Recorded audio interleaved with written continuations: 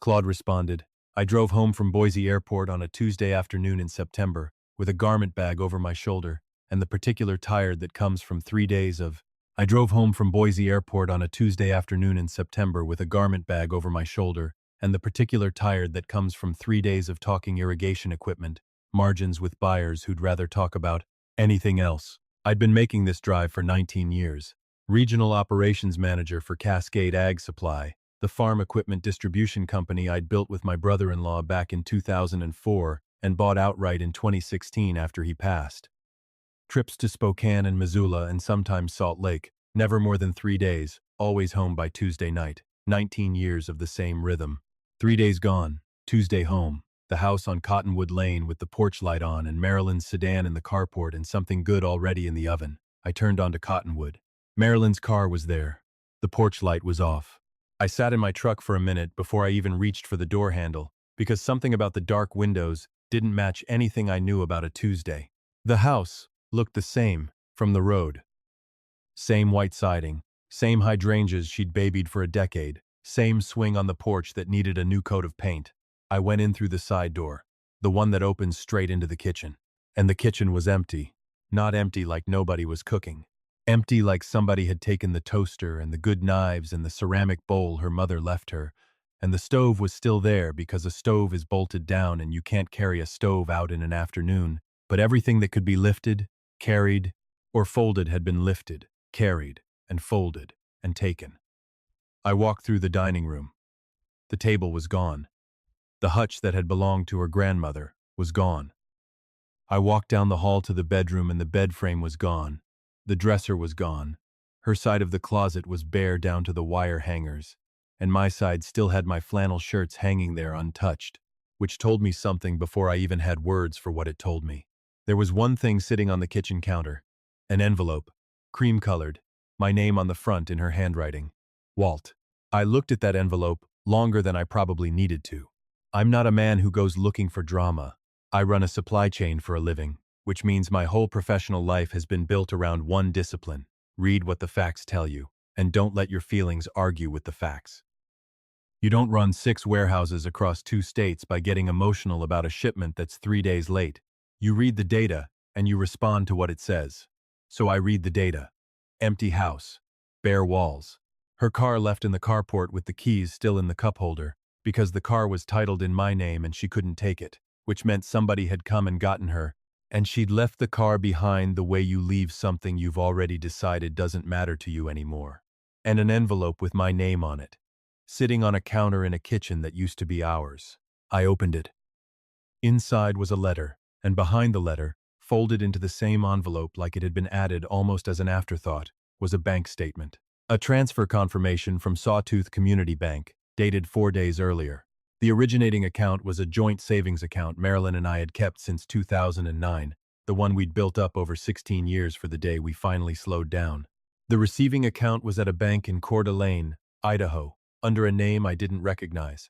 The amount was $286,000. I set the letter and the statement down on the bare counter, and I stood in the kitchen of a house I'd owned for 22 years. Surrounded by the negative space of every single thing that used to fill it. And I thought about the data.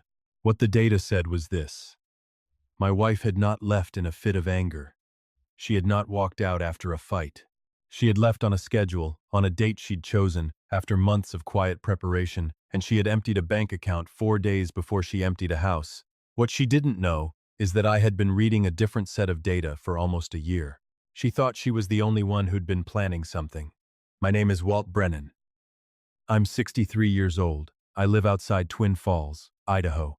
And the woman who left an envelope on my counter on a Tuesday in September had made a calculation she believed was airtight because she'd built it slowly, carefully, over 4 years. What she hadn't accounted for was that I'd been building something of my own for 11 months, and I was already finished before she ever packed the first box. If you're the kind of person who's been blindsided by someone you trusted, or if you've ever had that itch in your gut telling you something's wrong long before you had proof, stick with me on this one. Drop where you're watching from down in the comments. I read every one of them, and let's get into the whole thing. I started Cascade Ag Supply with my wife's brother, a good man named Roy Danvers, back in 2004. Roy and I had worked together at a regional co-op for 11 years before we sat across a diner table one morning and decided we understood the equipment supply business well enough to run it ourselves without a boss standing over us. We started with one leased lot outside Twin Falls, 4 employees, and a relationship with 2 manufacturers we'd spent a year and a half cultivating before we ever opened the doors. By 2012, we had 3 locations and 31 employees. Roy passed from a heart condition in 2016, far too young, and I bought his share from his estate at a fair price, because that's what you do for the family of a man who helped you build something out of nothing. By the time I stepped back from daily operations 2 years ago, Cascade was clearing $9 million a year across 2 states with 50-some employees. I'm not telling you those numbers to brag. I'm telling you because the size of what I built is relevant to what Marilyn understood she was standing next to when she married me, and to what she apparently decided, at some point along the way, she was owed when she made up her mind to leave. Marilyn Ann Kessler became Marilyn Ann Brennan on a Saturday in May of 1998 at a small ceremony her mother, more or less organized, while I mostly just showed up and said yes to things. She was 34. I was 38. We'd been together 2 years, which is long enough to think you know somebody and short enough to still be surprised later by what you didn't. She had a way of walking into a room that made people want to be near her, warm when she wanted to be, sharp when she needed to be, and a social grace that I, being a man who finds most gatherings mildly exhausting, genuinely admired and leaned on. She ran our home with the same precision I ran the warehouses with, and for most of our marriage I took that for granted, the way you take for granted any system that's been quietly working so long you forget it could ever stop. We had 2 kids. Renee was 34 and lived 2 hours away in Boise, worked as a physical therapist, called me most Sunday evenings, and had driven up 3 separate times over the past year without me asking, telling me gently, the way grown kids tell their fathers things they're not sure he wants to hear, that she'd been worried about her mother for a long while. I'd heard her. I'd been watching the same thing myself. My son Jack was 31, worked as a foreman on a construction crew here in Twin Falls, and had landed in that hard middle spot a kid ends up in when his parents' marriage starts coming apart around him. I never asked him to pick a side, and he never did, and he's still my son, regardless of anything that came after. The first thing I noticed was the phone. Not what was on it. I've never been a man who goes digging through someone's messages, but how she carried it. Marilyn used to leave that phone anywhere, face up on the counter, on the arm of the couch, didn't matter. Starting the spring before last, it started going everywhere with her, into the bathroom, out to the car for calls she suddenly needed privacy for. I noticed. I didn't say a word. I just kept watching. The second thing was the trips. She'd always visited her college roommate Pam up in Coeur d'Alene twice a year, spring and fall, regular as clockwork. That year, it became 3 trips. The next year, 4, including one in October. She called an early birthday trip that stretched to 11 days. I never questioned it out loud. I didn't have anything solid enough yet to act on. But I noted the pattern, and I noted that she came home from each one, a little more settled, somewhere else in her head. The way people get when they've got somewhere better, they're already halfway living in. The third thing was a conversation about the business. One evening in June, out of nowhere during what seemed like an ordinary talk about our finances, she asked me what I figured Cascade was worth these days. Not casually, specifically. Follow-up questions about how equipment distributors get valued, whether I'd had anything formally appraised lately, what a fair number would even look like. I answered her honest, because I didn't have a reason not to yet. But I noted the questions, and I noted the particular shape of them, the kind of specific that doesn't come from idle curiosity. I called a man I trusted the following week, a longtime friend and my accountant of almost 20 years, Hal Pruitt. I told him what Marilyn had asked. I didn't tell him what I thought it meant. I asked him what he thought it meant. Hal went quiet for a second. Then he said, "Walt, that's not a casual question.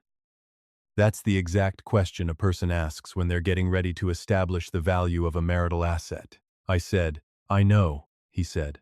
"Are you telling me you think she's planning to leave?"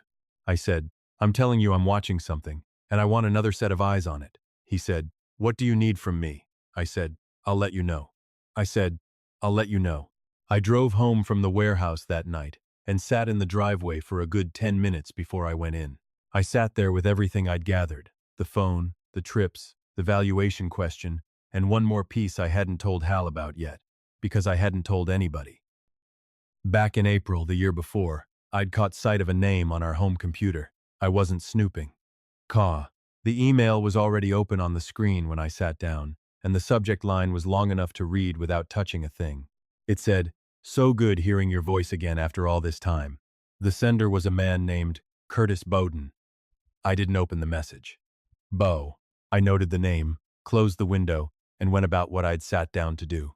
I don't make decisions off half the picture. A name I didn't know and a subject line I hadn't fully read wasn't something I was going to act on yet. I spent 2 evenings doing the kind of digging anybody can do if they know where to look. Curtis Bowden, Coeur d'Alene, Idaho, 61 years old, ran a small property management company, and this stopped me cold. Graduated from the same high school in Jerome, Idaho that Marilyn had, 2 years ahead of her. There was a public reunion page from their class, photos posted for anybody to see, and one from a reunion 5 years back showed the two of them standing close together, the kind of close that reunions don't fully explain on their own. 5 years before an empty kitchen, it had started at a high school reunion. I sat with that for a long time. I sat with what it would cost me and what I was going to do about it.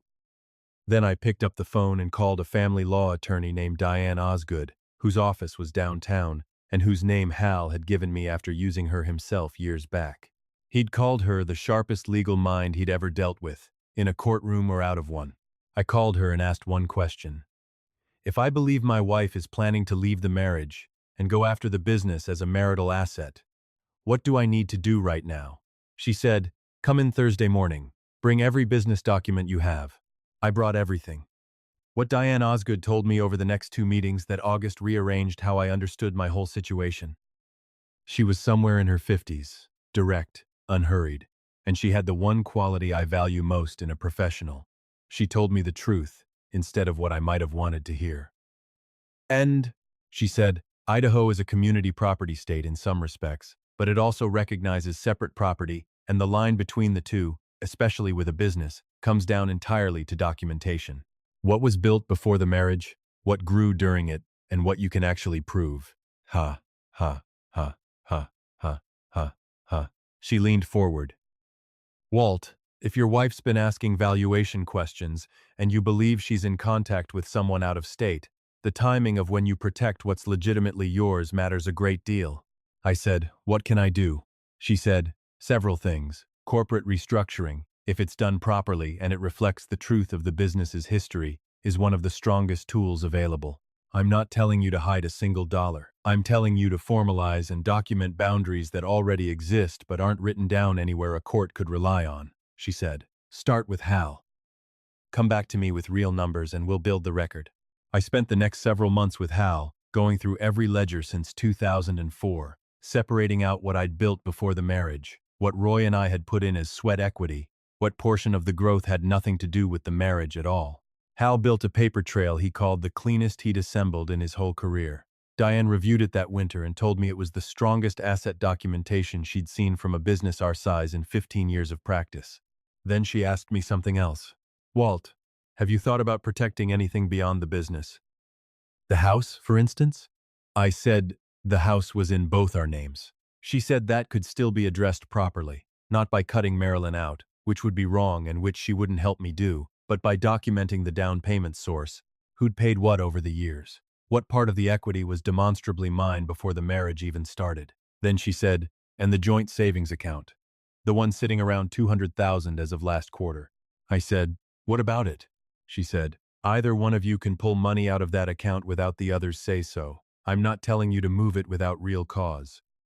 I'm telling you to understand that joint access runs both directions. And in situations like this, sometimes the person who isn't leaving moves first. I sat with that. I'd worked 19 years to build what was in that account, and it wasn't a number I was willing to just watch vanish. I didn't touch the joint account. I didn't want to hand anybody a reason to call my actions improper. But I did open a separate account at another bank, in my name alone, and over the following months, I began directing my own salary from Cascade into it, instead of the joint accounts. That was legal. That was documented. That was exactly the kind of thing a person is entitled to do with money they've individually earned, and Diane confirmed it every step of the way. By that September, My separate account held $63,000. I'd moved there over 10 months. The joint savings account held $286,000, which Marilyn had apparently been watching the whole time, and which she moved. I'd discover. 4 days before I walked back into that empty house from Missoula, she'd sent it to Coeur d'Alene, to a bank near Curtis Bowden, toward a life she'd been quietly building for 5 years while I kept coming home Tuesday nights to a house that looked like a marriage from the outside. I read her letter a second time after I'd read the transfer confirmation. 2 pages, written on the good stationery she'd kept for personal letters since before I knew her. She was always a good writer, and I'll say that plainly because it's true and because it's only fair, even now. She said she'd been unhappy a long time and had tried different ways to fix it, and none of them had worked. She said she'd found someone who understood parts of her I hadn't. She said she wasn't asking me to forgive her because she knew she wasn't owed that. She said the lawyers would sort out the money, and she hoped we could get through it without more hurt than necessary. She said she was sorry. Twice. She said she hoped I'd be all right. I set the letter down. I looked at the transfer confirmation again. $286,000, gone to Coeur d'Alene 4 days ago while I was in Missoula talking about tractor parts. I picked up my phone and called Diane Osgood. It was 5:45 on a Tuesday. She answered on the third ring, which is what happens when you've been a client over a year and your lawyer has been half expecting this exact call for most of it. She said, "Walt." I said, "Diane, she's gone. The house is empty." Town. She moved $286,000 out of the joint savings 4 days ago. A pause. Then, "Are you at the house right now?" I said yes. She said, "Don't touch anything else. Don't throw a single thing away. I need you to photograph every empty room and that transfer confirmation with your phone in the next 20 minutes. Can you do that?" I said, "Already started." She said, "Good. I'm filing an emergency motion tonight to freeze that Coeur d'Alene account. We may not get all of it back, but this establishes the record. And Walt, the last 11 months, everything Hal and I built, the business documentation, the earnings separation, all of it, it's ready. We were built for this exact moment." I said, "I know." She said, "How are you doing?" I said, "I'm clear." "Clear is what's useful right now." She said, "That's enough for tonight." I spent the next hour photographing every bare room, the nail holes where her family photos had hung, the empty cabinets, the closet with my flannel shirts still on the rod, and nothing of hers left at all. Whatever she'd taken had gone slow, over weeks, a little at a time, not in one big push, the way a tank empties through a small valve, instead of a burst pipe, so quiet you don't notice the level dropping until it's already low. I called Renee from the empty living room floor. She picked up on the second ring. I told her what I'd walked into. She was quiet a second, then asked, steady as anything, "Dad, how long have you known?" I said, "I started watching almost a year ago. I've been working with Diane Osgood since last August." She said, "Did you know about the man?" I said, "Since last spring." Another quiet stretch. "Then, you never said anything." I said, "There was nothing worth saying until I had something worth saying. I needed to be ready before things were ready, not after." She asked if I was okay. I said I was functional. She said, "I'm coming up." I told her it was 2 hours from Boise. She said, "I'll be there by 10. Is there any food in that house?" I looked around at the bare kitchen. "Not currently," I said. She said, "I'm bringing something. Don't go to sleep till I get there." I said, I wasn't planning on sleeping. Anyway. She drove up from Boise and walked in a little after 10 with a grocery bag from a store near the interstate and a casserole dish her neighbor had put together on short notice. The kind of small kindness that's both practical and something you don't fully feel the weight of till later. She walked the empty house with me, room by room, not saying a whole lot. Just there, the way her mother used to be there, in hard moments, before her mother was the hard moment. She stood in the bare living room and said, "It's just stuff, Dad. You built all of this. You can build it again." I told her I knew that. She asked what the lawyer said about the money. I told her the motion was already filed, the account was flagged, the documentation gave us the strongest shot possible. She asked about the business. I said the business was mine, and Hal and Diane had built a record that made any claim against it very hard to sustain. She looked at me the way a daughter looks at her father when she's checking whether what he's saying lines up with what he's actually feeling. She's got her mother's eyes and her mother's precision. Her mother, my first wife, Colleen, who I lost to cancer back in 2010, which I haven't mentioned yet, and which matters to this story more than you'd think right now. Renee said, Dad, I know you're in fix-it mode. I also know you were married to this woman 27 years and you came home to an empty house tonight. You're allowed to not be fine. I said, I know I'm allowed. I'm choosing clear right now because clear is useful. The rest of it'll still be waiting when the useful part's done, she said. That's very you, I said. Is that a criticism? She said. No, an observation. Mom used to say you were the most prepared man she'd ever known. I said, your mother was smarter than the two of us combined. She'd have handled this a whole lot better than I am, Renee said. You're handling it fine, Dad. We sat on that bare living room floor eating casserole out of the dish, with 2 forks, talking past midnight about things that mattered and plenty that didn't. And somewhere in there the empty house stopped being the scene of what happened that day and just became a house that needed furniture again, which is a problem you can actually solve. The divorce took 9 months from start to finish. Diane Osgood turned out to be exactly what Hal had promised, the sharpest legal mind in a family courtroom he'd ever seen. Everything we'd built over those 11 months carried the whole case. The business valuation, the separate property analysis, the earnings separation paper trail, Kant, and the full record of the joint account transfer, timed 4 days ahead of the filing, landing in an account tied to a man Marilyn had reconnected with at a high school reunion 5 years earlier. Her attorney was a capable man out of Coeur d'Alene, but he'd walked into a situation our preparation had already narrowed down to almost nothing. The court found that the transfer constituted dissipation of a marital asset. The funds were ordered back into the estate for proper division. Some of it went to Marilyn in the final settlement, because Idaho law entitled her to a share, and that's simply how it works. Some came back to me. It wasn't perfect, but it was a whole lot better than if that transfer had gone uncontested, or if there hadn't been a shred of documentation behind it. The business was reviewed by a neutral court-appointed evaluator who confirmed everything Hal had built. The portion of Cascade's value tied to the marriage went into the marital estate. The portion tied to what I'd built before, and to Roy's original stake, stayed out of it. Painful, the way dividing up anything you've built always is, but fair, because it was built on the truth of what actually happened instead of somebody's version of it. There's one moment from the whole proceeding I want to tell you about, because underneath all the numbers and filings, it's the real center of this story.